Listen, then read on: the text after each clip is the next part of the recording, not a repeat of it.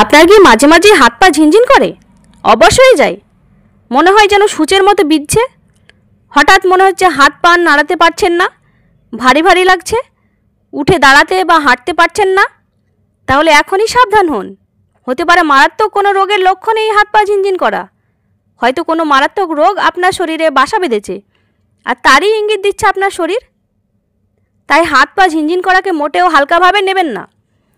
আপনার সাবধানতাই হয়তো আপনি বেঁচে যেতে পারেন মারাত্মক কোনো রোগের হাত থেকে।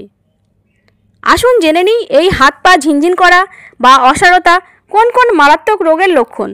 নাম্বার 1, স্নায়ুরোগ বিশেষজ্ঞদের মতে কার্পাল টানেল সিনড্রোম ও টার্সাল টানেল সিনড্রোমের কারণে আমাদের স্নায়ুগুলি মারাত্মকভাবে ক্ষতিগ্রস্ত হয়, আর যার ফলে আমাদের হাত পায়ে ঝিঝি লাগে। তাই এই হাত পায়ে ঝিঝি লাগা আমাদের স্নায়ু রোগের একটা লক্ষণ হতে পারে। নাম্বার 2, হাতের অসাড়তা বা ঝিনঝিন করা অনেক ক্ষেত্রে স্ট্রোকের প্রাথমিক ইঙ্গিত হতে পারে। তাই আগে থেকে সাবধান হলে মস্তিষ্কের মারাত্মক ক্ষতির হাত থেকে আপনি বেঁচে যেতে পারেন। নাম্বার 3, হাত পা ঝিনঝিন করা বা অসাড়তা অপর একটি মারাত্মক রোগের ইঙ্গিত হতে পারে। সে রোগটি হলো থাইরয়েড। থাইরয়েড গ্রন্থিতে গণ্ডগোলের ফলে হাত পা ঝিনঝিন করতে পারে। নাম্বার 4, রক্তে শর্করার মাত্রা বেড়ে গেলে আমাদের স্নায়ুগুলি ক্ষতিগ্রস্ত হয়।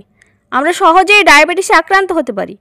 ডায়াবেটিসে আক্রান্ত হলে আমাদের হাত পা ঝিনঝিন করা বা অসাড়তা হতে পারে। নাম্বার 5, ভিটামিনের অভাবে আমাদের হাত পা ঝিনঝিন করা বা অসাড়তা হতে পারে। বিশেষ করে আমাদের শরীরে যদি ভিটামিন B12 এর অভাব হয় তাহলে হাত পা ঝিনঝিন করতে পারে। নাম্বার 6, আমাদের শরীরে যদি রক্তাল্পতা দেখা দেয় তাহলেও হাত পা অসাড়তা বা ঝিনঝিন করতে পারে। নাম্বার 7, শরীরে সঠিকভাবে রক্ত সঞ্চালনের অভাবে আমাদের দেহের বিভিন্ন অংশে পর্যাপ্ত পরিমাণে অক্সিজেন সরবরাহ ব্যাহত হয়, যার ফলে আমাদের হতে পারে হাত পা ঝিনঝিন করার সমস্যা। এছাড়াও বিশেষজ্ঞ চিকিৎসকদের মতে যদি স্নায়ুতে বিশেষ কোনো কারণে চাপ পড়ে তাহলে ঝিঝি ধরার সমস্যা হয়। আবার শরীরে কোনো রকম সংক্রমণ থাকলে সেই সমস্যা হতে পারে। একভাবে অনেকক্ষণ একই জায়গায় বসে থাকলেও এই সমস্যা হয়। প্রতিরোধের উপায়: পরিমিত ব্যায়াম করা, পর্যাপ্ত জল পান করা, নিয়মিত পর্যাপ্ত পরিমাণে ভিটামিনযুক্ত খাবার খাওয়া, ওজন নিয়ন্ত্রণে রাখা।